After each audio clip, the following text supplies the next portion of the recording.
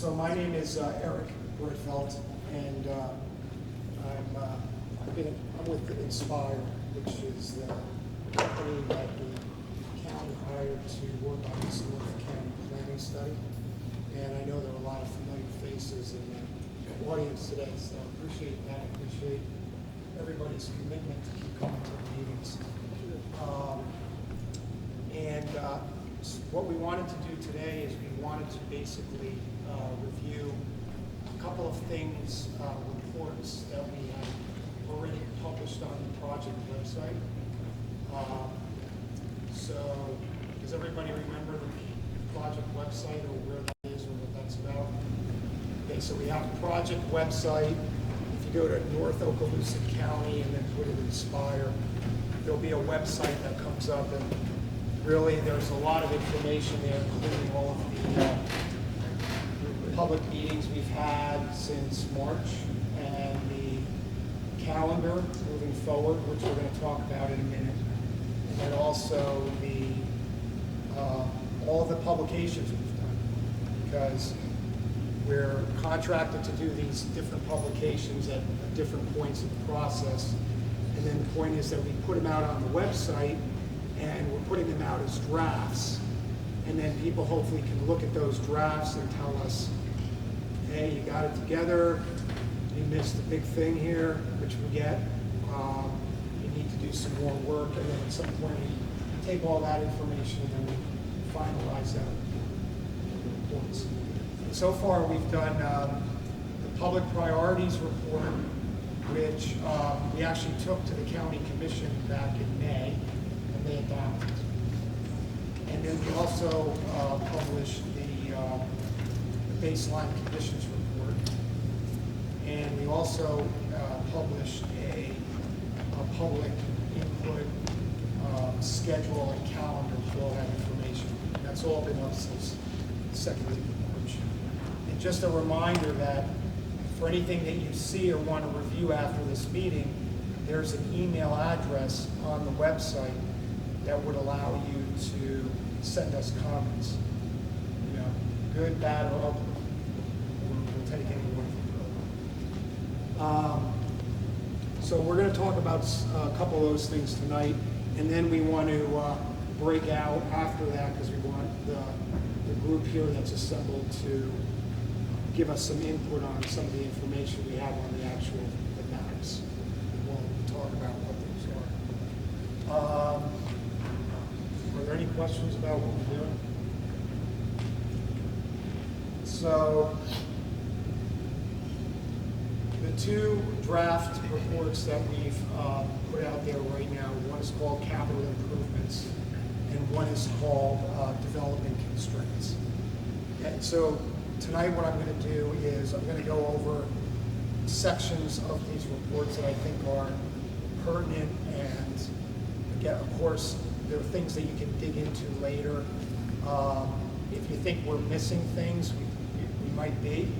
So you can give us your insights into that as well, either tonight or any time in the future. Again, we'll talk about where we're heading with this study in a calendar that I have on the last slide that I'll walk you through so you know where we're going. But on capital improvements, and we're just going through the actual written report that's on the website, we kind of touch on several areas that we're important to sort of document in terms of the various things that are going on in the county with respect to transportation, utilities, water and wastewater, parks and open space, and then public institutions, which are the schools and public safety. Okay. So I'm going to hit on some of the portions of the report. And just as an introduction, remember, as I said, that we took the public priorities report to the county commission in March, and that's our slide of us up there at that time. And that was to share all of the information that came in to us in the initial public interaction with the community in the March, April timeframe. And the areas that got stressed, which came from the community, which were a strong desire to preserve rural and agricultural, to try to get our arms around the provision of infrastructure, and concerns about transparency in terms of the development process. Those were like the guiding takeaways. I think we call them the key takeaways. And one thing, if you look at the report, and this is, we kind of work through the same system that the county uses, growth management department, in terms of how they collect and analyze their data county-wide, but also for this North County area. And that is, they actually do it by zip code. Okay, so we basically have 5 permanent areas that cumulatively make up the North County study area. And those 5 are right here on this map. Baker, Blackman, Milligan, Holt, Milligan, Crestview, Auburn, Crestview, Dorcas, and then Laurel Hill, Almonte. So when you look at some of the reports, especially the baseline analysis, this map is in that, and then if you click on the link, if you click on those particular areas, at least in the baseline report, you're going to see a lot of information come up on each of those planning profile areas, which is, again, the way that your county staff collects and reports out data to the state. We did have one comment for those of you who have looked at the capital improvements report, that we have to correct the links on this particular page because they're a little funky right now, so we will be doing that. But you can get through that on the baseline conditions report. Eric? Yes.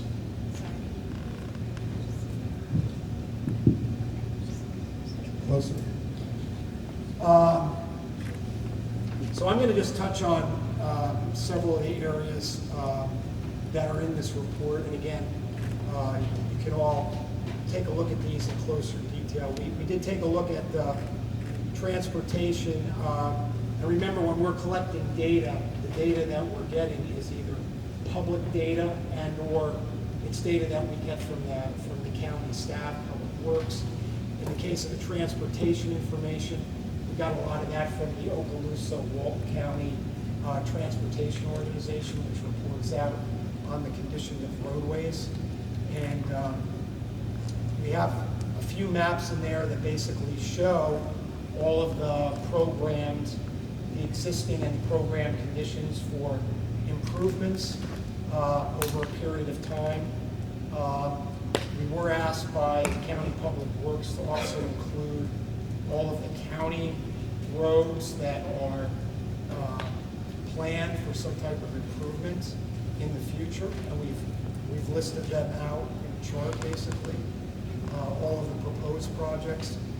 And the way they're listed out is by the road name and the segment of the road, so it's usually from and to, and then basically what is in the works in terms of doing some kind of project in the future.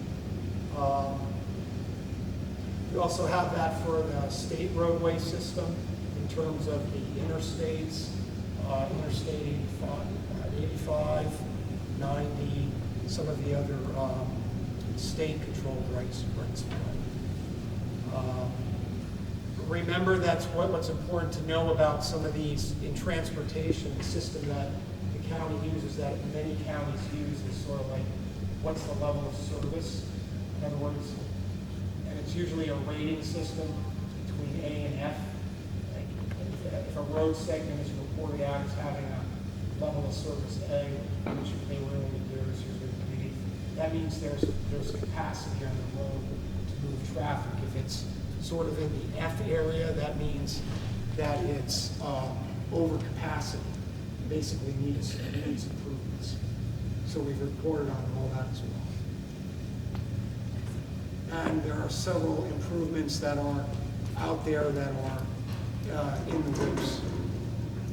On the water and wastewater,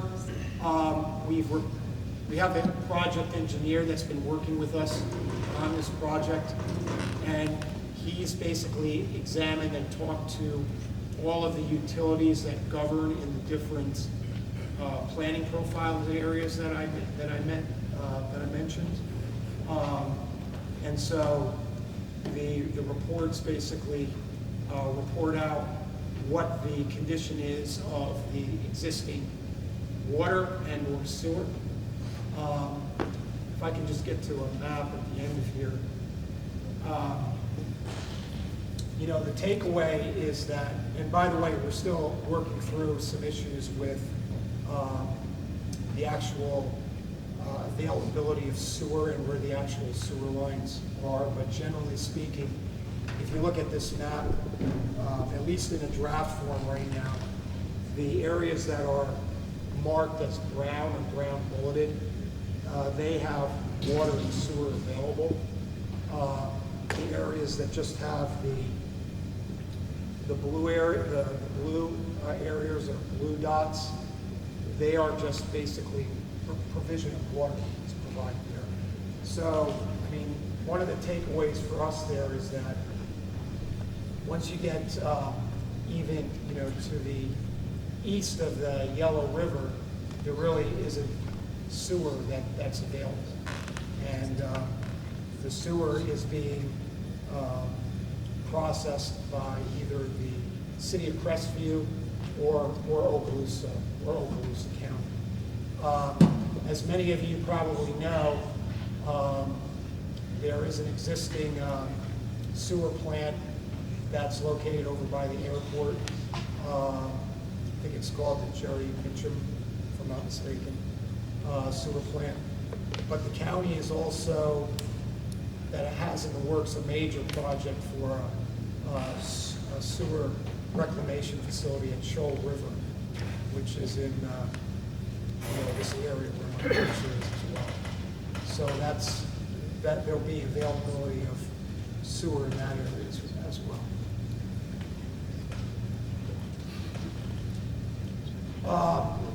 Parks and open space. We've reported out in the comprehensive plan, again, there's a level of service standard for parks, which is 0.6 acres per 1,000 persons. And the county exceeds that level of service for parks. Because if you do the math on that, you're basically your current population, sorry, I'm not getting the right dog right now, but your current population in the study area is 40,764 people. And your LOS, the level of service required in terms of the amount of parks that's in the comp plan now is only 25 acres. But right now, we're showing that there are roughly 222 acres of various types of either recreation facilities, community parks, neighborhood parks, boat access, etc. And then one thing that we've added to this map, and that you'll see, and actually it's denoted in some of those green areas, is that there are other parks that are coming online that the county hasn't fully improved those parks yet, but they're land that's been either acquired or is in the process of coming online as parks. And it's roughly, I believe, 2,000 acres.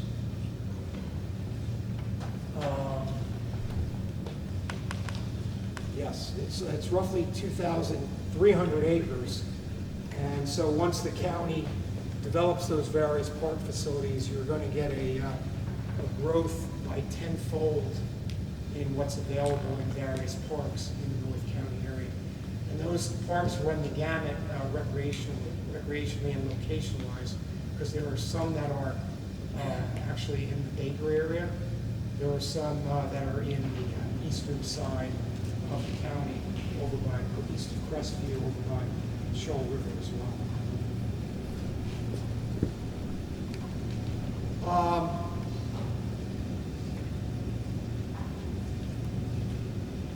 On public institutions, across the campus. Let's skip the course here.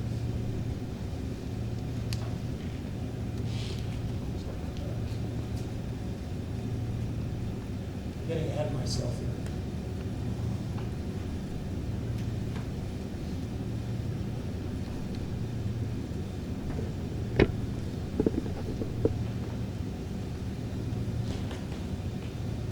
Wanted to talk a little bit next about the public institutions, which are parks and schools. We have we've got some data in here that we've picked up from the school board. You can look at this table, and again, we're doing this by planning profile area, and then you'll see the various schools that are in the North County study area are listed out, and we have the 2018 capacity, which is basically how many students can be served in these schools. That was the most recent data they had, and then we have what the projected enrollments were for 2024 and 2025. So you can see that in a few of the cases, I'm trying to see where, so Laurel Hill was reported as having a capacity of 601 students, and the current enrollment is in the mid-400s, and it's projected to go down slightly, so it's steady state basically. There are a couple of schools that you're going to see, like Davidson, that's in the Crestview Auburn planning profile, where the enrollment's going to go up pretty significantly, or has. Same with Crestview. Two things about this, and this is what the school board has reported out to us. The way they're dealing with this is two ways. One is, they're using the same funding source, which is this half-cent sales tax. I saw that when I drove in today off of 85, there's or maybe it's the Sunnyland road, that there's a sign there that says basically some improvements are being funded here through the local surtax. So the school board is using the surtax to do spot improvements or remodeling or renovations of existing schools that to try to get the capacity in line with the enrollment. But the other big thing is that the school board has acquired 80 acres of land down west of Crestview between 90 and 10, and they're going to be building another school there. And that's a K through 8 school, and I believe that that's how they're going to deal with some of the overcapacity issues in those particular areas. At least that's what's reported.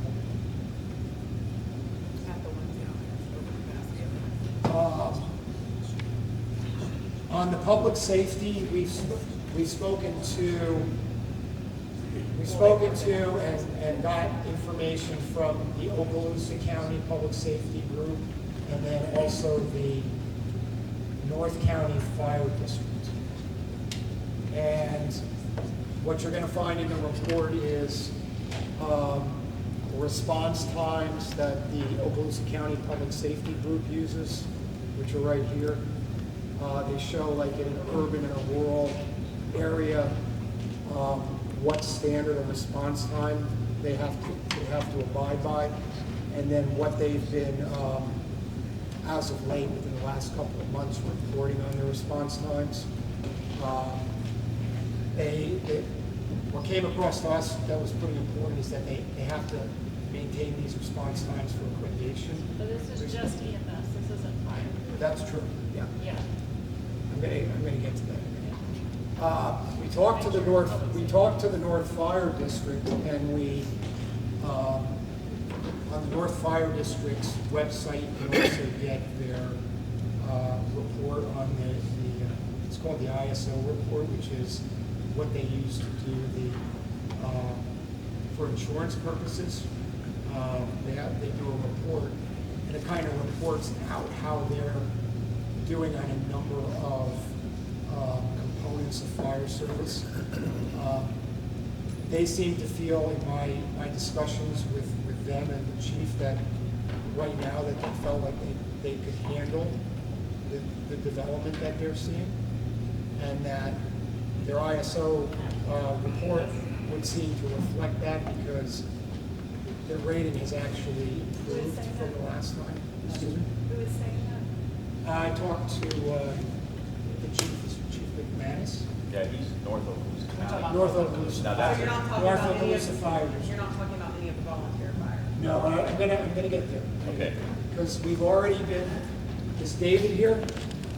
No, he's not here. Okay, so he already, and again, what we said about this report is that it's a draft report, so David has already told us that you have a gap in your analysis, which is you didn't contact the volunteer fire department. So we've got the message. It would help us, seems like some of you know that issue, if you could give us contacts of the people we need to talk to in those volunteer fire departments. We got several in here. Okay. So, because we need to hear some of that information so we can get it into the report. And so we want to hear that information. Like I said at the beginning, these are draft reports, and that's what we're looking to you all to give us. If there's information we don't have, that's the point of publishing a draft, so we can hear back, hey, you missed this. So we are going to miss things. We don't know all the issues that you all do. But we're gonna get back to fire. There it is. Just past it. And then, oops, sorry. You should ask. So on the fire, Yes, who gave y'all the information to only contact North Okaloosa Fire District? nobody did. That was what we did on our own, because to tell you the truth, I actually tried to contact North Okaloosa quite a few times. I couldn't get them at first. But we did get that information. We got the information very quickly from the county, public safety. But and we're aware that there were some volunteer fire departments, but it's just something that we have to do a better job of getting into. Well, the county doesn't run most of the North County, it's all through state and special districts, so that's why we need to get all the data. Yes. Yeah, because right now, I can assure you that northeastern and northwestern, we have a major event for ALS or advanced life support is very problem. I mean, I literally done CPR. This twins. There's a need there that needs to be looked at tremendously because, you get advanced life support in Decision 123 and has to go through the major traffic coming down. Comes up with 85, that's a problem. So definitely get out to your volunteer fire department. Is there a consortium of volunteer fire departments that needs to get together at some point? There is a regular captain for the fire department, that might be one you need to get involved in. Eric, we can't hear waiting very well. I was asking the question, the gentleman about, is there a forum where the volunteer fire departments get together that somehow we can get together so we can get that information? I inform you that the captains all meet together once a month, so that would be a good spot to get. Yeah. So that information all at one time. Very easy. Simple Google search, all their numbers popped up. Quickly respond. Yeah, they do have a monthly meeting of fire chiefs of all the But they volunteers. don't always meet, they skip like 3 months. Yeah. But so it just depends on their schedule, they shoot. But the point's well taken, and as I said, that David was not here. He raised the point in his thing, and when we saw that, we said that was something. But to David Brown, and you've got 2 fire commissioners sitting in your audience right now. So that's helpful.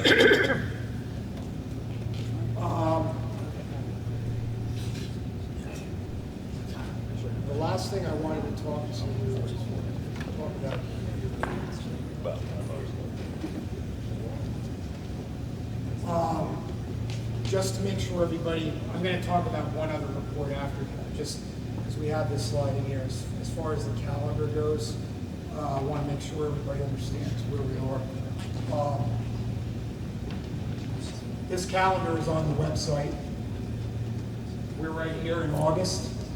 So we're basically having a couple town halls tonight and tomorrow night. And then we're due to publish a local planning analysis, which if you look at the contract talks about, looking at the comprehensive plan and code in depth and suggesting what our recommendations would be for some, modifications, which we've taken a very deep dive into that, and we've talked to the staff. So that'll be forthcoming. And then in September, at the end of the month, we'll publish a final report at the end of the month. That'll be on the project website on September 27th. And that'll be a compendium of all the other reports with our recommendations. And then in October, we're going to come back and have one more town hall where we're going to review the final report with the community. And then the following week, we're going to go to the commission on October 15th with the report. And that's going to be those are going to be our recommendations that go to the commission. Following that, because we're talking about the comprehensive plan, and the comprehensive plan has a sort of like a formal way, the way you have to do things with the state. Depending on what the direction is of the commission, it will go to the commission that's seated on November 19th. That's the tentative date we have. It sounds like it's going to be slightly different from the one that's seated on October 15th. And they'll have to make a decision as to whether we will transmit the recommendations to the state. So. Can I ask a question? So tomorrow night is the only public input between now and the final results? Is that what it sounded like? Tomorrow night is another town hall. No, and then we'll have one more town hall on October 8th. That will be for review of the final report. Review of it, but for public input for your final report tomorrow night? Well, we're not there. You can give us your input tomorrow. We're going to publish the final report on September 27th. I think she's asking is that this tomorrow night, the last opportunity for the public to have an input into the study, maybe in person. I don't think so, because it's a draft final report at that point. It probably represents what we're going to recommend, but we are having a town hall. So you're saying there's no, like tomorrow is your draft? Is that what you're saying? No, tomorrow is what's called local planning analysis. We're going to talk about that and what we're talking about. And then after that, by contract, we have to do a final report, which is a compendium of all the reports that have done before. We publish that on September 27th. And then we have a review of that with the community on October 8th. Eric, Is after October 8th, isn't it? could you give, when these get posted on the website, we have an email address that you can email specific comments, and some people have done that consistently, and that's helpful. But all that information is documented. So it's what is it, North Okaloosa and InspirePlacemaking.com, but it's on the website. So you have a 2-week posting period. Once that local planning analysis goes up, these reports go up, you can email comments, and those go on the official record. The contract said we had published 2 weeks before. Really, I think the intent was before we go to So in other So words, we're what you're publishing saying is on- public input would be only via email after those. There's not another meeting, not any open. There's not another meeting after October 8th. Just only an email, your public comment. Well, the county put out tomorrow was a public input meeting on the, that's why I'm asking, is tomorrow the most involved public input or just the reports kind of? Yeah, it's going to be just kind of like this. That comes out of the 27th of September, it's a draft. The meeting on October 8th is public input before the final Right. report goes through. Correct. Does that make sense? The gentleman said it. He also has classes on, can read Oh, okay. Yeah. Well, you can pull it up on your phone right now. Is that clear what we're doing? 'Cause I don't want to confuse folks, but the whole idea of putting the calendar on was to try to get a sense of what we're doing. Just the process for this evening is, I have a question or two, but you probably have some more presentation to make. If you tell us, before we break. Yes. If we have a question and answer time, that. Yes. Thank you.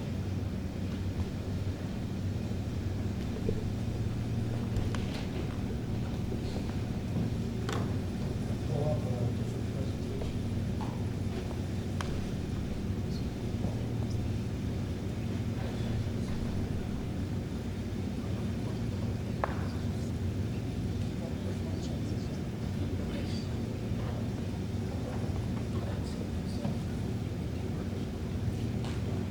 The second report that's on the website, by the way, these reports have been on the website since August 5th. So the second report is called Development Constraints.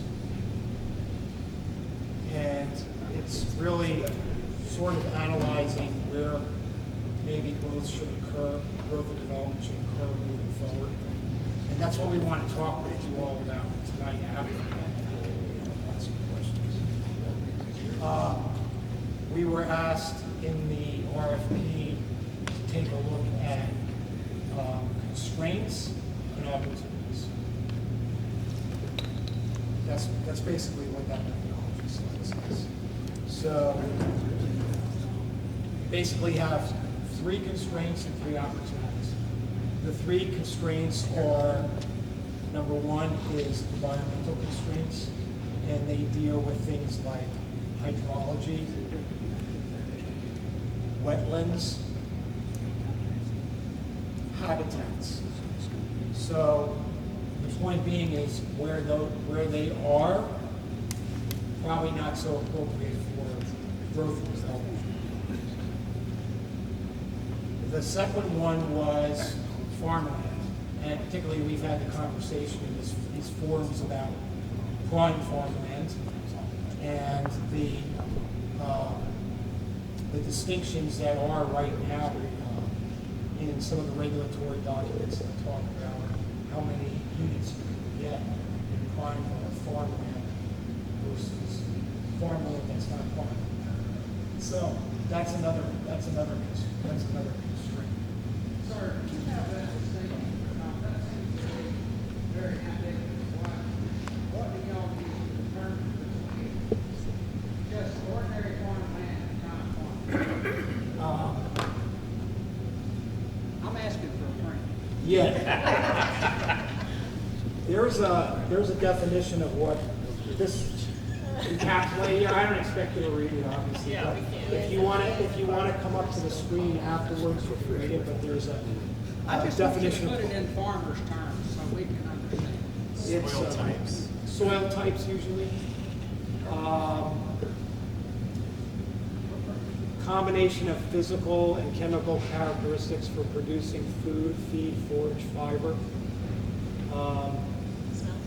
Prime farmland has an adequate water supply. So it's kind of arbitrary. I mean, there really isn't like, this is prime farmland, this is not. I don't know for sure how the county makes the distinction. So it's actually defined by USDA. And it's not arbitrary because they actually do have the specific soil types. You'll see we have the prime farmland mapped in the report.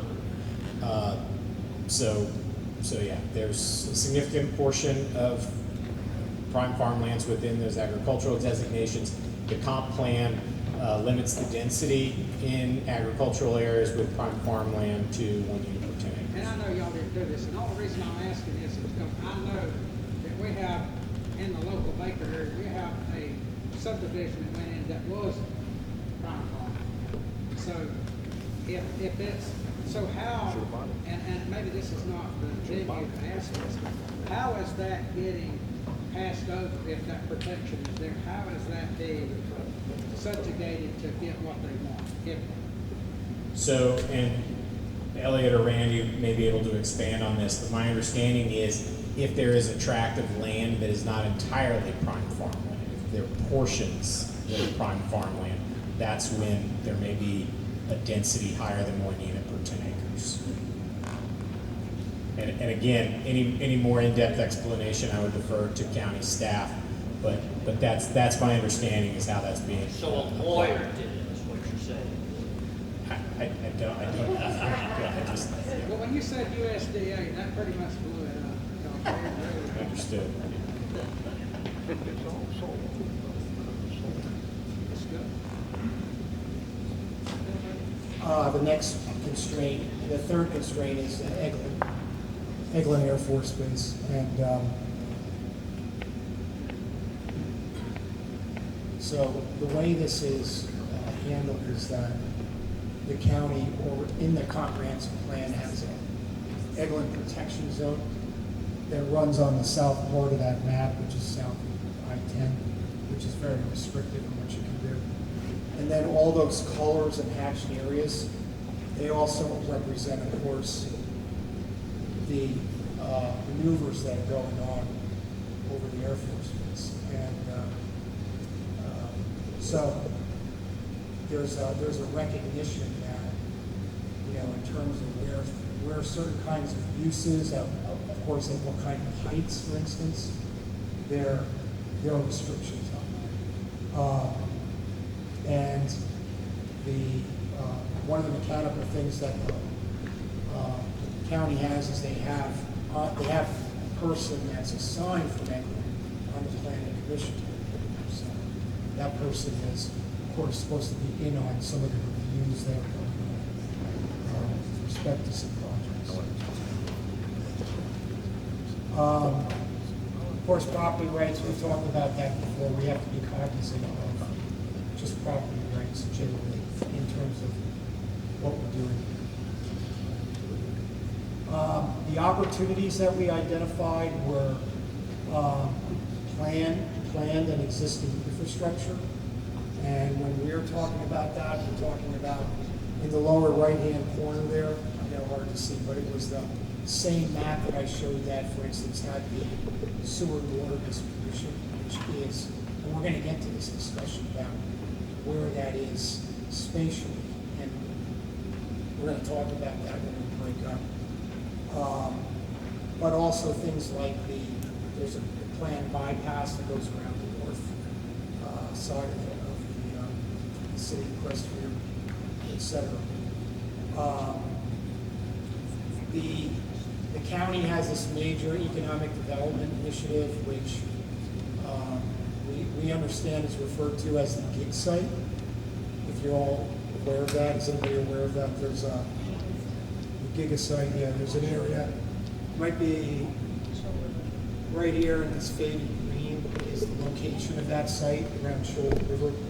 And if you want to Google the Okaloosa Economic Development Council, they have a lot of information about the big site because they're trying to utilize that as a way to attract industry. So that's an important, that's already been as a policy matter kind of decided upon by the county that that's an area that they're trying to attract industry. So then we're kind of synthesizing the constraints and the actual opportunities. And one thing we want to talk about, I said there were 3 opportunities, and that's the last map there, which is the urban development boundary. And that's going to lead into our discussion. The urban development boundary is, how many people here are aware of that? Okay. So in the comprehensive plan right now, there's an urban development boundary. That's mapped. If you go to the Okaloosa County website, and go to comprehensive plan, there's a urban development boundary that's been mapped. You'll see it on the 3 maps that are on the easels. It's the dark black line, so you can take a look at it closer. But the theory of the urban development boundary is that's where presumably the existing infrastructure like sewer and water has been, and where, because it's considered an urban development boundary, a policy decision was made years ago that that area that's mapped in that boundary is intended to be urban, okay? And if you read a lot of the policy language in the comp plan, it kind of tends to support that. And so in thinking about where we're kind of heading, we've thought about the synthesis being represented in 3 tiers, basically. And the first tier is basically where we have most of our existing infrastructure, and then potentially adding a few areas like the gigasite, for instance, because presumably that decision has already been made that we want to attract industry there, so it makes sense to have public facilities there. We have proposed tier 2, which would be just outside the tier 1, but would be where planned infrastructure could be. That would be like a buffer. So tier 1 is where existing infrastructure is. It kind of would, you think about it, would wrap around the urban development boundary. Then there would be a transition area after that, tier 2, which would be more about where development is programmed and the infrastructure is programmed as well.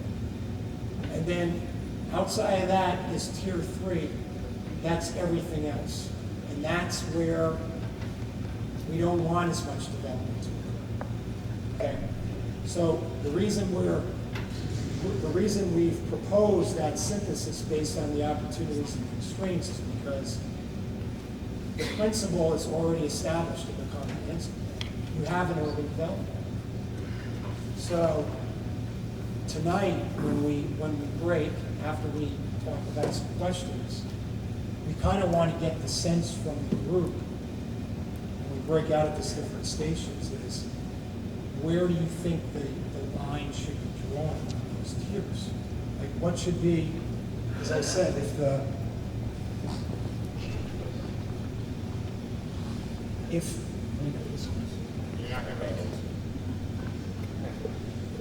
if tier 1 is the area that's mapped with the dark black lines, that's already the existing urban development boundary. How much farther out should that tier 1 go to include areas of existing infrastructure? Should it include the areas that we have as indicated by water and sewer? And then after that, where should a tier 2 line be drawn potentially? Should that be somewhat further out as a transition area between what's seen to be the urban development boundary and then tier 3, which is everything that's remaining, which probably shouldn't be urban. Directly to what you're speaking about here is, has Inspire already taken into consideration all of the building permits that have already been issued and the ground has already been broken? Because there's a ton of them. I'm wondering if you've already taken that into consideration and those are on your maps for us to look at. Yes or no? No. Problem. Second problem, directly to what you're talking about, is you've talked about infrastructure, you've talked about sewer, water, etc. We can't breathe on 85 or 90. I've not heard a word about traffic. That is Occam's razor. That's my primary thing. I'm going to drill it each and every time. If we can't breathe and we can't move, and they're still issuing permits, ridiculous amounts of building, we might as well just burn everything you're doing. I don't mean to, and I don't mean that in a Pejorative sense? yeah, well, actually, I do mean it in a pejorative sense. Is what we're doing here is if we cannot, if the infrastructure does not primarily deal with the traffic, and anything we are talking about here, totally wrong. So I appreciate the comment, but I'm going to respectfully and harshly disagree. This three-tier system that we're going to talk about tonight is everything, okay? I've been to each and every one of these public meetings. I've had small group conversations, individual conversations.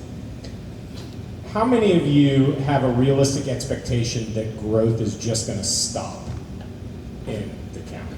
Does anyone? No one.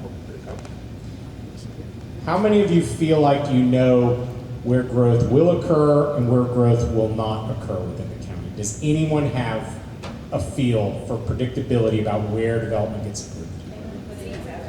Okay, so it feels like you don't know. We did not create the concept of an urban development boundary in Okaloosa County. That was here when we started, okay? What we need to look at, right, so you have a tool in place right now in the county to direct growth, but we recognize that there's a lot of growth occurring outside, okay? Does it affect traffic? Absolutely. We had conversations about fire. You know, what are all of these impacts of growth? Important. We've captured some. We haven't captured it all. We're not going to capture it all. But what I will tell you is that right now, looking at all the data on traffic, we could analyze many different ways and quantify that. The reality is, if you do not have a mechanism that's tying future growth to the provision of infrastructure, whether it's roads, water, etc., if you don't know where it's going to be and you don't tie it to infrastructure, you know, again, there's going to continue to be impacts of growth related to all of those things.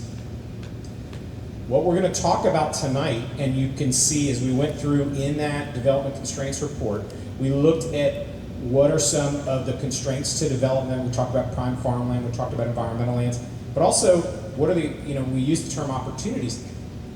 When the county makes infrastructure investments, they're saying this is where we want development to occur, right? We talked about the gigasite, Shoal River. I mean, the county made the decision, we are going to designate this area to attract jobs. They made a land use decision for that, right? So when we're looking and evaluating, as Eric said, where that existing urban development boundary grow, you have to take that into account, right? So there are a lot of impacts that are associated with growth that we have identified. There are plenty that we have not.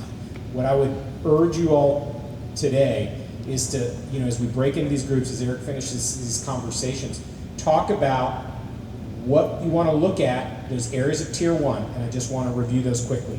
Tier 1 is the area with infrastructure. It should be where the urban growth boundary exists today, urban development boundary, excuse me. Tier 2, there's a Crestview bypass that is in the planning stages, right? If the county is going to, you know, continue with that alignment and fund that project, they're making the decision that urban development should continue north of the existing urban development boundary. And again, I'm not saying, I'm just saying that you have to start associating those infrastructure decisions, right? They're not going to say that infrastructure follows the growth, right? We just have to acknowledge that. So if the policy decision is to move forward with the bypass, then looking at the area in between where infrastructure is today and where infrastructure is going to be tomorrow, what decisions have been made, in our planning analysis, that is the type of area you should be looking at in Tier 2, because the county is already making plans for development there. That brings us to the third tier. The third tier doesn't have infrastructure, doesn't have urban infrastructure, is not planned to have it, and from what we hear from the community, there's a desire to keep that area rural. And so we can develop and talk about ways in which to do that.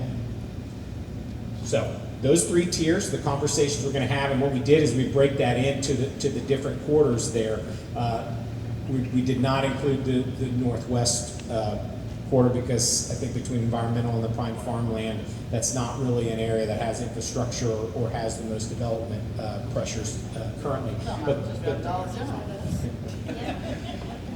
But the other three that we're going to look at, But I understand the frustration with the impacts related to growth, but this, what we're talking about today, can address the things that I think everyone's here concerned about. Yeah, but George, we understand what you're saying about the tier 2. That doesn't mean that we want it. I mean, you're asking us to give you, or to help you offer the county board a tier 2, and there's not one person here that's gonna tell you, oh, well, let's bump it out. I wanna bump it out to here. I think everyone here is saying, we want it to stop right there in the black lines. We hear what you're saying, but we're here to tell you, we want it to stop in the black lines. Is your proposed tier 2 the red line right there? So, just to be clear, we have not proposed formally tiers. This is part of the process. I hear what you're saying. Look, right now, in function, there are no tiers, right? Okay. I mean, we have a black line there, but what I'm hearing from everybody is that there's development all over. So right now, status quo, we have 0 tiers, okay? Well, not those kind of tiers. Okay, so again, I recognize that some people may say, you know what, the existing urban development boundary is too big and it should be smaller. And that you should make tier 1 inside the urban development boundary, and then tier 2, you know, or Are you going to possibly suggest, you know, if we need to grow, if we need housing, how about growing up? How about building some high rises in Crestview? Something along those lines. And those are certainly options, okay? And you can talk about that within the tier system. What I would say that requires a much larger conversation, because what is probably not helpful to anyone is to not point out the obvious. That when the county is advancing infrastructure like the Crestview bypass, that is going to expand that urban area, right? Those are 2 policy decisions that are inherently linked. Nobody should leave this thinking that we're gonna have a smaller urban development boundary and then the Crestview bypass goes through. The infrastructure is related to those land uses. So, you know, again, I would argue that there's no tier structure today in function. So, you know, we can talk about where tier 1 should be, tier 2, 3, etc. And I would argue that even if the tiers are bigger than you might want them, it's still probably an improvement from what you have today, which is 0 tiers. So I want to reconcile those 2 thoughts that you've placed. You said that at the beginning, these 3 tiers are everything. And in the same meeting here, you've said that those tiers are essentially not being implemented. So what confidence would we have that by defining them as a group or coming to some agreement on where they should be, that they would become something? Why, if they already exist and they're not being purposeful? You're saying that these do exist, though? No. The urban growth, the urban development boundary exists. That black line exists in the comprehensive plan today. This tiered system we're talking about is a methodology to evaluate that line.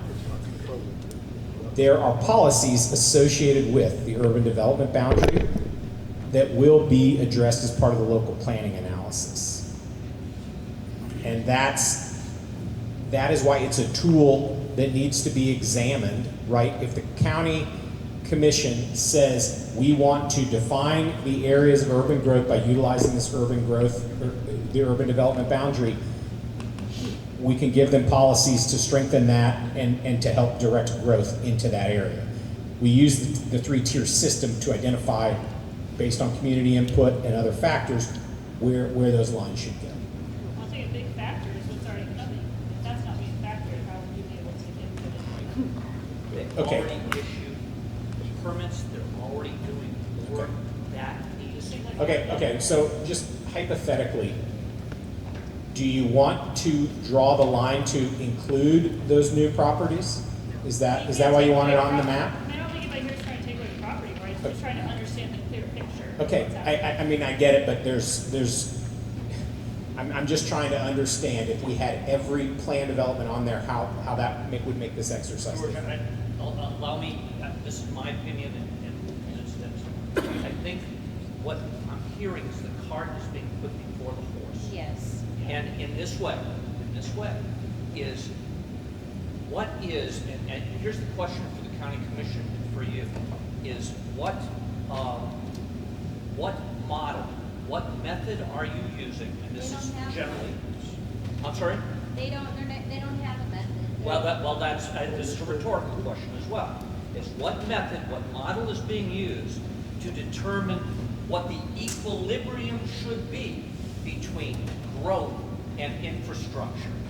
What I'm hearing proposed here, which I don't disagree with, is, well, where should we draw the line for them to continue growing into without having any model, any method of saying, this is our infrastructure, this is where we would like to grow, and we have equilibrium. I'm not seeing it. Is that what you're trying to do, George, with these tiers? Is that an attempt? I mean, there's all levels of analysis. I don't, and for one, we're not scoped to do that, but two, I don't, It was you are, rhetorical. well, but, I mean, okay. I'm sure the county What could I'm go saying, over and draw what all their units like, coming up. again, let me just reiterate where we are status quo, right? That we all agree on, is that you don't know where development is occurring. Yeah, In the yeah. 245, specifically where the next development's gonna be within 245,000 acres within the study area. Even if you draw them. 100%. There's people listening that Even can if tell you you. draw them, what is gonna prohibit the growth outside of the boundary areas that you're asking us to find? Is this the I reset feel of the like- comp plan? I feel like this, we're wasting $1 million on this study because the county's gonna do what they want, because we have a Burt Harris Act, that even if you draw tier 1, 2, and 3, that person's gonna say, well, I own property outside of 3, you cannot prohibit me as the owner from building what I want. So if you draw all of those lines, how are you gonna guarantee if we say this, that they're not gonna approve stuff in the other areas? How are we gonna implement that in our comp plan and our codes to make sure that they can't change the farmlands like they're doing now? So they already have this in this basket. How can you say that they're not gonna, how can you prohibit the people's choice of what to do? I mean, So- you wasted it. I'm sorry you feel that way. And, It's you know. not that we don't think you guys have, Yeah, this is not against you guys. Well, but, you know, I guess if, You gotta take the emotion They're out gonna and do realize whatever we're they doing. no, but I'm just gonna put it back at you that if you don't participate in this process, embrace what's happening. Yeah, well, Embrace we what's are gonna here. continue to happen. We are here. We Right. are participating. But what I'm saying is, what you can go through this. District 1 and having a smaller group instead of Commissioner of District 1 has told everybody it's really not worth their time. Having it like, I think we feel like it's making uneducated decisions, how I feel. Like, if I don't know what's already been signed off on, then how am I supposed to make an educated thought on where it should go? Okay. I think the fear is that if we participate in the tier, all right, and we don't know where anything's going, we're like, we'll do these lines, then you'll present it to the commission, and they'll be like, oh, well, we're already developing on this anyway, so we're gonna expand it anyway. Like, we don't know exactly where, but I mean, it's not. What difference would it make? Yeah, it's What not. difference does it make? I mean, like, Well, that's not a good thing. you don't have this, you have a framework in the comp plan now that doesn't have clarity in the policies, which is why everything. So going through this exercise and providing some clarity, you would benefit from what you have today, which is no predictability about where development is. so this is Because the going to Burt help Harris, they can put do what they something want. in there so that they could. at least have something to look at. So again, like right now, if there's a development proposal in the rural area, right? Right. You may go and argue about We traffic, did that. about We did. fire. Oh, okay. We've done that. So- in front of 4 people and 2 of them are sleeping. Yes. Literally asleep. Right. So, if you get an urban development boundary defined within the comp plan with requirements in there, and there are different requirements outside, which is what we're talking about, there's very simple clarity. Is the project within the urban development boundary, or is it without, or is it outside? That's a good point. That's what we need to hear, George, is how will this go back? All the work you've been doing, and it is marvelous work. I Yeah. absolutely I love mean, the you work guys you're doing. opened our eyes to a Super, whole lot. super work. Now what we need is we need to go back to the starting point, to the Okaloosa County players, AKA Okaloosa County Commission. And how does this project draw lines in the sand for them so that they can't just willy-nilly Yeah. build wherever they want to do? That's the missing piece that we need. All the work you're doing, and you bring this back, and this is going to be your recommendation. If they adopt your recommendation, which I hope they will, is what prevents them from, be kind, Rob, what prevents them from all of a sudden there is another Horton development that just appears and they go, yeah, okay, that's fine.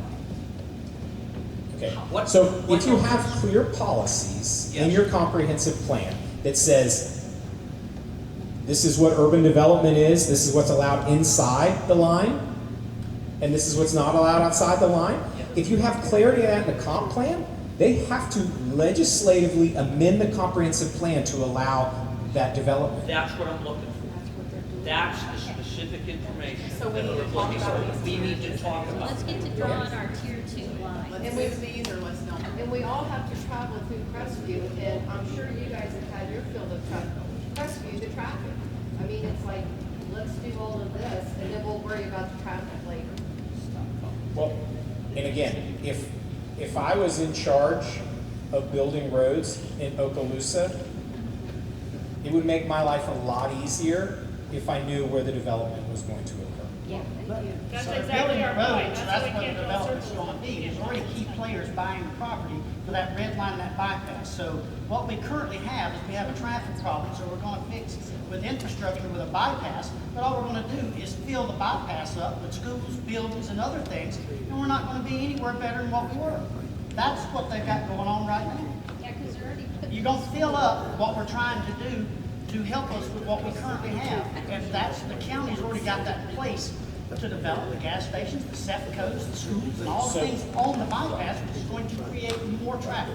So it is, again, it's a policy decision by the board whether they're going to move forward with the bypass or not. And again, you can make the argument, and I'm not, arguing with you that, the benefits, advantages, disadvantages of the bypass, but it is a policy decision when they're, that you should plan for if they're going to make the policy.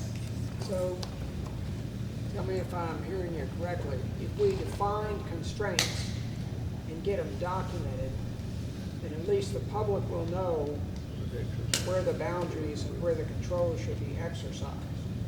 And it's up to the county to follow those. Have I got So that? we have the line there now. There's a lack of clarity about how that's being applied. Okay? Yeah. So there's a line, but you don't feel like there's a line. No. Okay?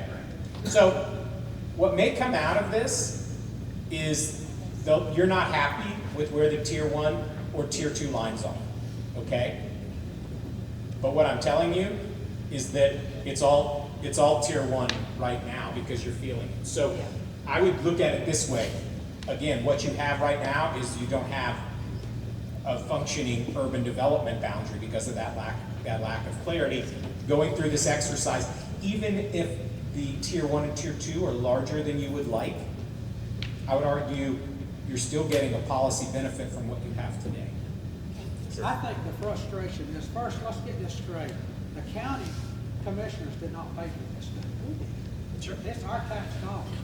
And I really think that they already had it in their mind that we've kind of hijacked this process a little bit. I don't think they thought that we'd be involved. But when the gentleman said something, he said something that's very telling, and I think we kind of dismissed it. We don't want to talk about traffic, but traffic, 85, he mentioned 85. 85 is frustration for a lot of people. can you tell us that 85 is gonna be expanded? We have one Well, corridor. that's a state road, so the county. can That's decide. right, so the county does not control the DOT, so, but everything, it doesn't matter how many bypasses you build, it all comes back to the bottlenecks, and they all still are bottlenecks. And until you fix that, no matter what you do, you're still at the same point. And I think the people that have lived here all their lives, what we have seen is we've seen our quality of life greatly diminish. And it's outside people, it's outside money coming in, and sure, you know, the low-hanging fruit is what's being bought up from people who are coming in. But we cannot navigate the county now. What are we gonna do in 5 years without some brakes put on? And I don't see any brakes coming. So what I would say is, you're right, but here's the thing.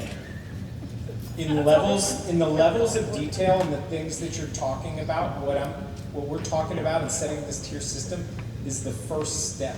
I just hope that they really listen and they don't just say, you know what, we don't care, because we live here.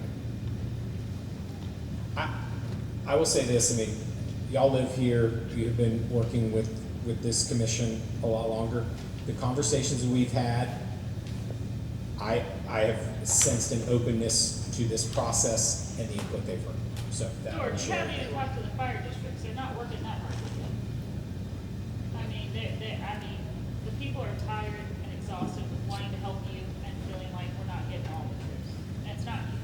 So this is not at you. We're thankful for you. I want you to know that. Well, I wouldn't give up because I actually think there's a lot you could accomplish through this process. If we're from here and we live here and this is our home and we want to make change, then how about we get to our neighbors and have more than 24.7% of our population show up for the vote?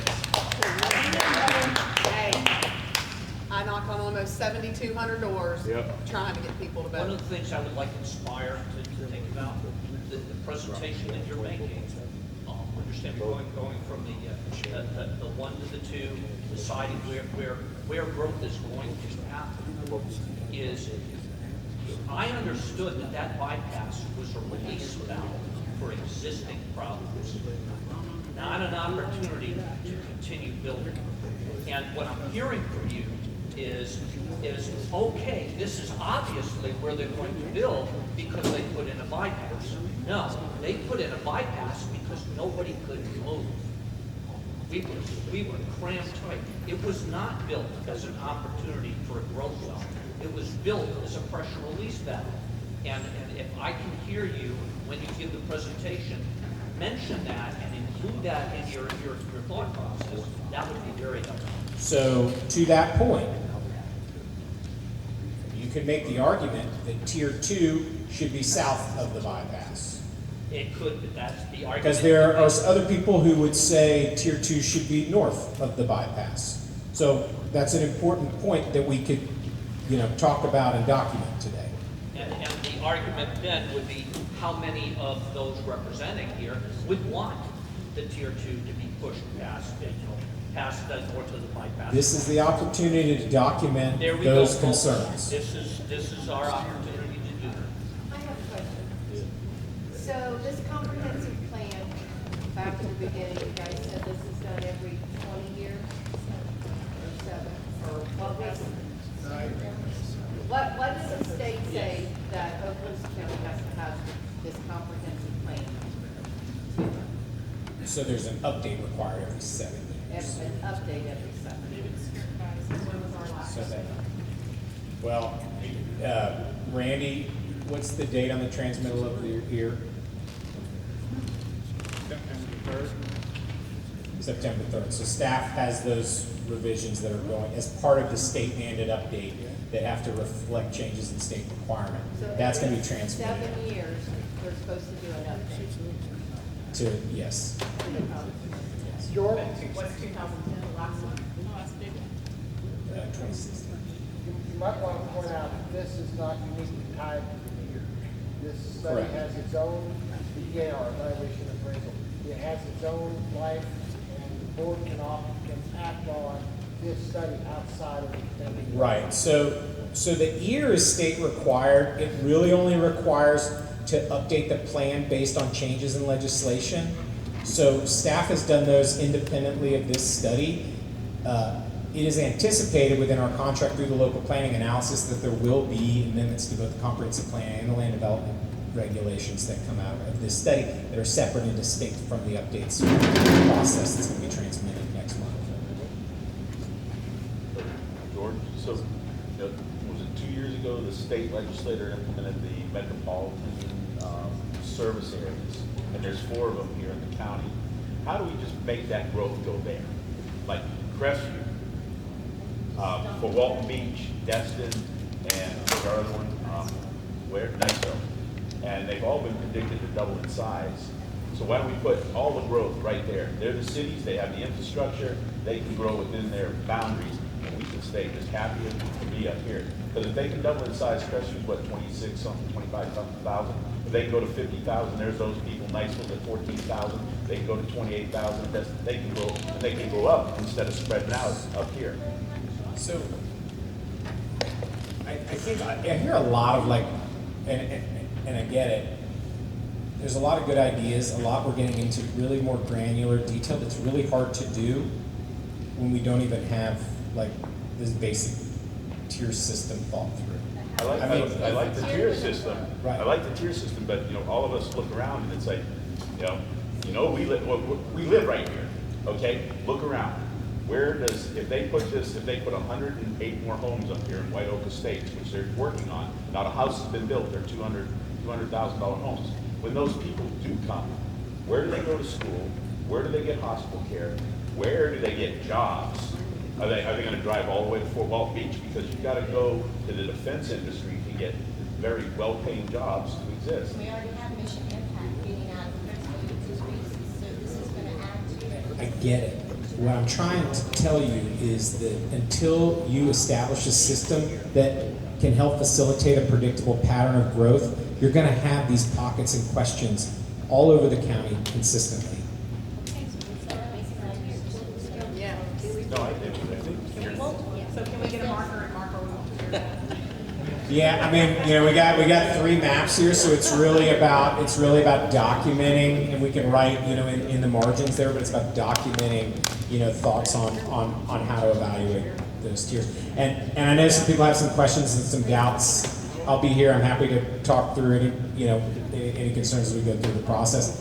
But I would encourage you, as I have, I'll go back to the very first meeting that we had in Baker, and there were a lot of concerns. No. And the point is that documenting those concerns is important. And those concerns were unanimously adopted by the county commission in that public priorities report. So please participate in the process, document. Thank you. Let's go. I can't top that, so I think we should go ahead and break it.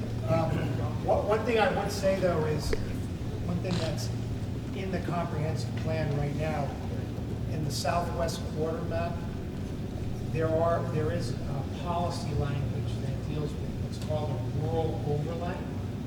And there's a rural overlay right now in the comp plan on the map for Baker and Holt. And if you have any suggestions on whether that needs to be further fleshed out and how, or if not, let us know.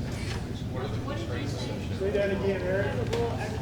There's policy language. I mean, we can pull that up in the conference. There's not a lot there as to what describes what that should look like. It just talks about the fact that these areas are overlays. They should have a different. The definition. Okay, well, thank you very much.